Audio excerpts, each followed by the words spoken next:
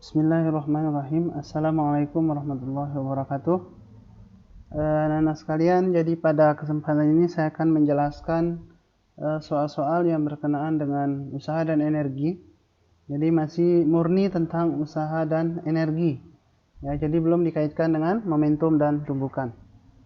Ya, jadi sebelumnya di pembinaan di kelas kita sudah membahas sampai dengan contoh soal 7. Kita sekarang melanjutkan ke contoh soal 8. Jadi ini soalnya, ya seorang bungee jumper, jadi orang yang loncat dari tebing biasanya diikat dengan tali yang elastis seperti itu, diikatkan pada sebuah tali elastis, ujung satunya dari tali itu disambung ke suatu jembatan yang tinggi, kemudian si bungee jumper ini melompat turun dari jembatan itu dari keadaan diam. Ya, anggap massa orangnya adalah M, panjang tali kalau kendor adalah L, ya. Jadi panjang aslinya itu L sebelum bertambah panjang. Nanti kalau bertambah panjang berarti kan L tambah X seperti itu. Dan konstanta pegas tali adalah K. Medan gravitasi bumi G. Pertanyaannya berapakah panjang akhir talinya? Nyatakan dalam L, M, G dan K. Kita lihat ini misalkan orang itu saya gambarkan sebagai sebuah bola. Ini jembatannya seperti itu. Jadi saya bagi menjadi tiga titik. Satu itu kondisi awal. Kondisi awal itu talinya masih kendor gitu ya, belum punya energi potensial. Nah, dia juga belum bergerak gitu kan, berarti belum punya energi kinetik. Kemudian ketika berada pada keadaan 2, orang ini sudah menempuh jarak sejauh L dan dia sudah punya energi kinetik. Ya. Kemudian pada titik akhir, ya dia diam sesaat, saat itu talinya bertambah panjang sejauh X. Ya. Jadi sejauh X sehingga panjang akhirnya adalah L ditambah X. Oke, sekarang kita coba turunkan persamaan hukum kekekalan energinya. Jadi anggap acuannya kita jadikan 3 acuan ya, 1, 2, 3. Ya, jadi hukum kekekalan energi itu bebas kita memilih acuan mana saja. Nah, di sini saya berikan ketiga-tiganya. Kalau titik 1 sebagai acuan, maka berlaku energi mula-mulanya 0. Ya, yang talinya belum tertarik, belum punya energi potensial pegas, orangnya belum bergerak, belum punya energi kinetik, dan belum punya ketinggian kalau acuannya titik 1. Sehingga energi mula-mulanya sama dengan 0. Kemudian energi akhir, jadi di titik 3 ini kalau dibandingkan dengan titik 1, pertama dia gitu ya, punya energi potensial sebesar mg kali ketinggiannya ke sana. Jadi karena di sini berada di bawah acuan 1, maka tingginya min L tambah X. Ingat ya, jadi kalau dia di bawah berarti ketinggiannya minus, jadi min L tambah X, sehingga energi potensialnya di sini sama dengan min mg dikali L tambah X. Kemudian karena pegas talinya tertarik dalam keadaan tertarik, maka ya dia punya energi potensial pegas sebesar setengah KI kuadrat. Nah, kemudian ini kalau titik acuannya titik 1. Terima kasih. Kemudian kalau titik acuannya adalah titik 2, maka kalau titik 1 kita lihat terhadap titik 2, titik mula-mulanya kita berarti yang ada apa? Berarti orang ini di titik 1 sudah punya ketinggian sebesar L. Cuma ya punya ketinggian sebesar L gitu ya. Itu di titik 1, sehingga energi totalnya adalah ya pegas tali belum dalam keadaan tertarik, energi mula-mulanya hanya mgl. Ya, kalau acuannya titik 2 seperti itu. Ya. Jadi di titik 1 belum pegasnya belum tertarik gitu kan, belum punya kecepatan, berarti dia hanya punya energi potensial sebesar mgl. Kemudian ketika dia di titik akhir, nah titik 3 ini terhadap titik 2 ini, garis putus-putus ini, itu punya ketinggian min mgx. Jadi orangnya punya energi potensial terhadap ini sebesar min mgx, dan talinya dalam keadaan tertarik sejauh x, berarti orangnya punya energi potensial karena punya jarak X terhadap titik 2 ini, dan pegasnya atau talinya tertarik sejauh X, berarti punya energi potensial setengah KI kuadrat. Nah, energi mula-mula sama dengan energi akhir kita dapatkan MGL sama dengan min MGX tambah setengah KI kuadrat, dan kalau min MGX-nya kita pindahkan ke kanan, maka Mg kali L tambah X sama dengan setengah KI kuadrat. Jadi sama dengan yang di atas. Ya. Nah, kemudian kalau titik 3 jadi acuan, seperti biasanya lazimnya kita gunakan, kan ada aturannya kalau menggunakan hukum kekekalan energi, ambil titik paling bawah sebagai acuan. Nah, supaya gampang. Nah, kalau titik 3 sebagai acuan, berarti titik 1 itu punya ketinggian L tambah X. Berarti energi mula-mulanya Mg L tambah X. Sedangkan saat dia di titik 3 energi potensialnya 0 karena dia ada di titik 3, acuannya titik 3 dia ada di titik 3, maka energi potensialnya juga 0. Yang ada apa di sini? Yang ada hanya energi potensial pegas talinya. Hingga didapatkan energi mula-mula adalah di mula-mula kan hanya orang saja yang punya energi, berarti Mg L tambah X. Kemudian energi akhirnya dia tidak punya energi potensial seperti dalam kasus titik acuan 1 dan 2 gitu ya. Ini yang kondisi akhir yang ada hanya energi potensial elastis pegas untuk talinya. Kemudian disamakan energi mula-mula itu MgL tambah X sama dengan setengah KI kuadrat. Nah, ini hanya ilustrasi saja bahwa kalau kita menggunakan hukum kekekalan energi, titik mana saja yang jadikan acuan, tetap kita akan dapatkan persamaan yang sama. Ya, maka saran saya gunakan ambil titik paling bawah jadi acuan, supaya H2-nya atau H1-nya kalau dia dari bawah ke atas sama dengan 0. Kalau dia dari atas ke bawah berarti H2-nya yang 0. Ya, tetap kita dapatkan persamaan yang sama. Oke. Ini persamaan hukum kekekalan energinya. Kemudian kita uraikan persamaan ini. Jadi ini berbentuk persamaan kuadrat, ya. Sehingga kalau kita ubah menjadi Mg kali L Mgx min setengah KI kuadrat sama dengan 0. Kita kalikan min 1, jadi ini jadi plus, yang duanya negatif. Jadi setengah KI kuadrat min Mgx min Mgl sama dengan 0. Nah, ini persamaan kuadrat ya dengan variabel x. Variabelnya x ya. Jadi di sini x kuadrat, ini x pangkat 1, di sini x pangkat 0. Maka ini namanya persamaan kuadrat.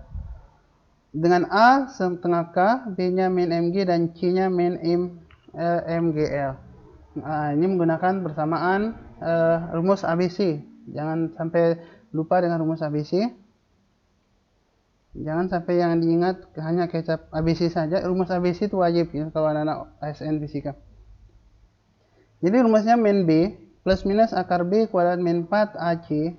Masukkan min B-nya min Mg plus minus B kuadrat, berarti min Mg kuadrat dikurang 4 A-nya setengah K, C-nya min Mgl, hingga didapatkan seperti ini. Kemudian kita keluarkan Mg per K tambah akar M kuadrat C kuadrat tambah 2K Mgl per K. Nah, K-nya supaya masuk dalam akar, K itu kan sama dengan akar K kuadrat, berarti supaya jadi akar, satu akarnya, maka yang kiri jadi M kuadrat per G kuadrat per K kuadrat, sedangkan yang kanan menjadi 2 Mgl per K pangkat 1 saja, karena di atas ini sudah ada K. Nah, ini saja bentuknya, tidak bisa disederhanakan lagi, maka panjang akhirnya L aksen sama dengan L tambah X, atau L aksen sama dengan L tambah Mg per K tambah akar, dan seterusnya. Jadi itu jawabannya. Jadi di sini belum menggunakan hukum kekekalan momentum. Kemudian soal yang terakhir, soal 2011 nomor 4. Ini ada lip ya. Kemudian di bawah lip kan dipasang pegas ya untuk menahan ketika kabel lip itu putus dan kemudian terjatuh. Jadi pegas itu untuk menahannya gitu ya. Jadi supaya lipnya bisa jatuh secara pelan-pelan seperti itu. Nah, ini ceritanya saat dia jatuh, nah kemudian mengenai pegas, dan pegasnya pada suatu saat dia akan tertekan sejauh X, dan saat itu dia punya percepatan maksimum sebesar 5G. Nah, pertanyaannya berapa K-nya supaya percepatan yang dialami oleh lift dan penumpangnya itu tidak lebih besar daripada 5G. Mari kita lihat. Kita mulai dari yang kiri dulu. Nah, percepatan maksimum 5G terjadi hanya saat gaya maksimum, dan gaya maksimum terjadi saat pegas tertekan maksimum. Ya, jadi saat ini turun gitu ya. Kemudian pegasnya tertekan, dan saat dia berhenti berarti kan pegasnya dalam keadaan tertekan maksimum. Nah, saat itu terjadi percepatan maksimum sebesar 5G. Gitu ya.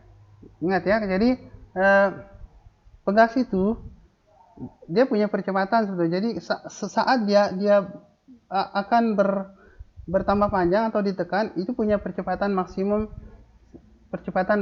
dan nanti ketika dia sudah mencapai kembali ke kondisi semula, ya, maka percepatannya semakin berkurang dan sama dengan 0. Nah, di sini berlaku F maksimum sama dengan M kali A maksimum. Seperti itu.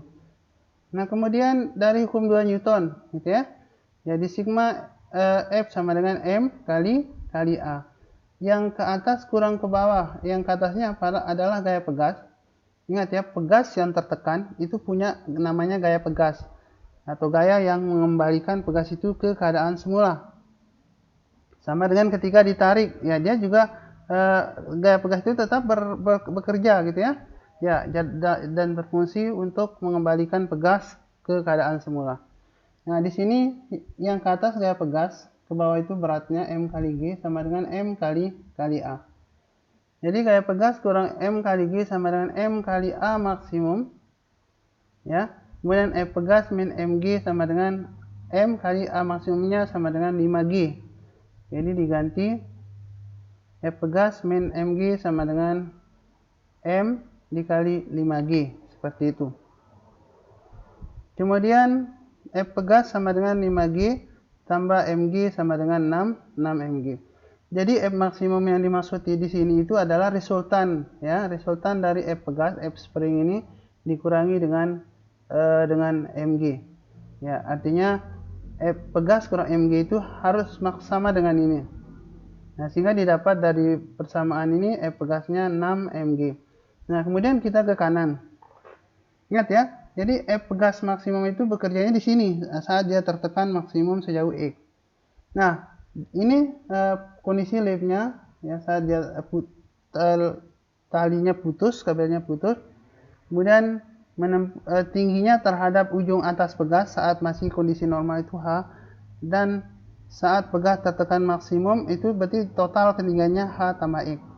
Nah, seperti soal tadi mirip-mirip, maka berlaku kalau kita ambil titik terbawah sebagai acuan, maka saat di atas berarti dia punya energi Mg HA atau H tambah X, seperti itu. Ya, jadi saat dia di atas, ini energi totalnya hanya Mg H tambah X karena pegasnya belum tertekan maksimum. Nah, saat di bawah, ya, baloknya kan diam, berarti energi apa, bukan diam ya, diam, kemudian ketinggiannya 0 karena kita ngambil titik terbawah hanya sama dengan 0. Berarti energi yang ada di sini hanya energi potensial pegas sebesar setengah kx kuadrat. Seperti itu, ya, energi awalnya MgH tambah X, dan pegas belum dalam keadaan tertekan, kan seperti itu. Kemudian energi akhirnya, ini kondisi di mana pegas tertekan maksimum, berarti balok itu tidak punya energi potensial karena ini kita ambil titik acuannya adalah titik terbawah atau kondisi di mana pegas tertekan maksimum. Jadi berlaku MgH tambah X ini sama dengan setengah kx kuadrat. Nah, dari persamaan sebelumnya ini F pegas sama dengan Mg, 6 Mg. Kemudian dari persamaan hukum Hooke, F pegas itu sama dengan Kx. Ya, jadi ini persamaannya, gaya pegas itu sama dengan K kali X. Nah, kita samakan ini, dapatlah X 6 Mg per K. Ya, karena di sini ada X ya, jadi X-nya kita ganti karena yang ditanya adalah K-nya, seperti itu. Nah, sementara X itu hanya permisalan gitu kan, dan tidak muncul di dalam soal, dan tidak boleh nanti K-nya dinyatakan dalam X. Ya, didapatkan X 6 Mg per K. Nah, kita masukkan X-nya ke sini. Ya, jadi X-nya masukkan ke persamaan Mg H tambah X sama dengan setengah KX kuadrat. Ya, seperti itu. MGH 6 mg per K setengah K kali 6 mg per K dikuadratkan. Ya, ini proses matematiknya. Sebetulnya ya diikuti secara pelan-pelan gitu ya. Sampai dilihat proses matematiknya hingga pada akhirnya didapatkanlah MGH sama dengan ini 18 kurang 6. Ya, 18 kurang 6 yaitu 12 M kuadrat G kuadrat. Seperti itu. Jadi logikanya gini anak-anak. Walaupun ini kelihatannya seperti nggak sama gitu ya. Dan ini tampangnya ini nggak sama dengan kanan. Tetapi di dalam teori dimensi MGH dengan ini itu pasti sama. Itu dia. Artinya MGH dengan M kuadrat G kuadrat per K dengan K M kuadrat G kuadrat per K kuadrat itu dimensinya pasti sama. Artinya dia punya satuan yang sama dan pasti nanti ketika disederhanakan berarti polanya sama. Jadi seperti itu teorinya. Maka kita jangan berpikir kalau lihat panjang itu jangan berhenti di situ. Pasti suatu saat itu bisa disederhanakan. Maka didapatkanlah K. Kalau dibalik ini K sama ini bagi yang bawah kan. 12 M kuadrat G kuadrat per MGH. K sama dengan 12 mg per H. Nah, itu soal terakhir yang yang saya bahas pada kesempatan ini. Yang ini sudah di video sebelumnya. Kalau ada yang ditanyakan nanti bisa lewat WA. Mungkin untuk sementara terima kasih dulu. Assalamualaikum warahmatullahi wabarakatuh.